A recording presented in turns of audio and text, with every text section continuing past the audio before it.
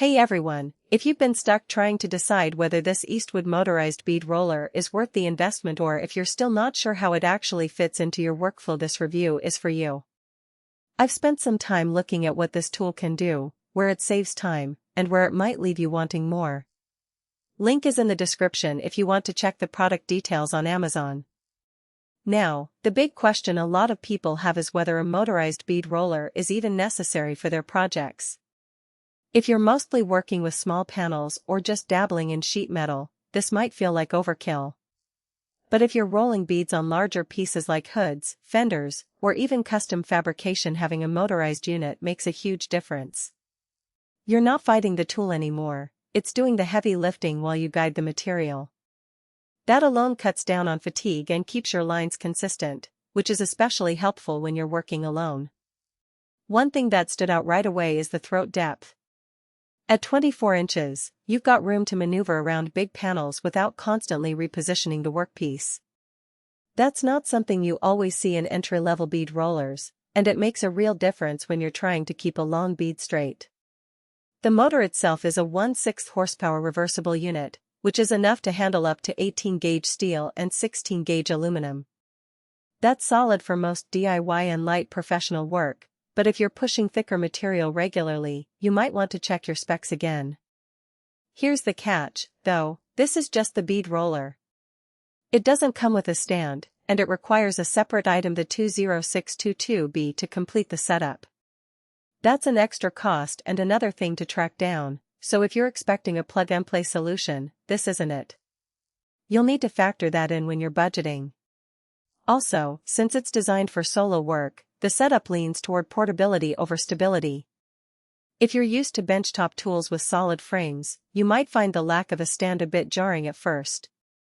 In real-world use, the adjustable depth stop is a nice touch. It lets you dial in the bead depth quickly, which is great for repeat jobs. If you're making multiple panels with the same bead profile, you can set it once and go. That saves time and reduces mistakes. The included 1/2 inch die set is a decent starting point, but depending on the profiles you need, you might end up buying additional dies sooner rather than later. It's not a deal breaker, but it's worth keeping in mind. Who should buy this?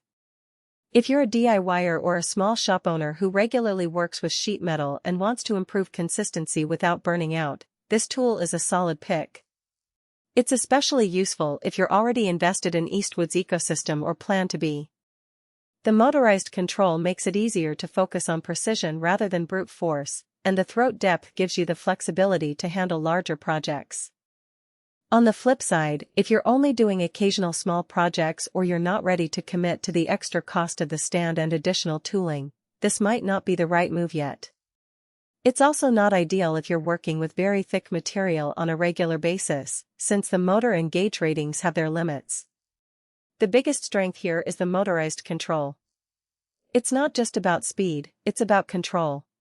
You can reverse the motor to back out if you get off track, and the consistent power means fewer hiccups in your bead.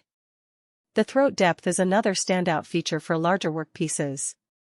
But the lack of a stand and the need for additional purchases are real trade-offs. If you're okay with setting it up on a sturdy workbench or improvising a stand, you'll be fine. Otherwise, budget for the extra parts. So, if you've been on the fence about whether this bead roller fits your workflow, the answer depends on your projects. For those who need reliability, consistency, and the ability to handle larger panels without the hassle, this is a tool that earns its place in the shop. Just make sure you're accounting for the extra costs and setup time before you hit purchase. If you found this review helpful, check out the link in the description to see the latest details on Amazon. Thanks for watching, and I'll see you in the next one.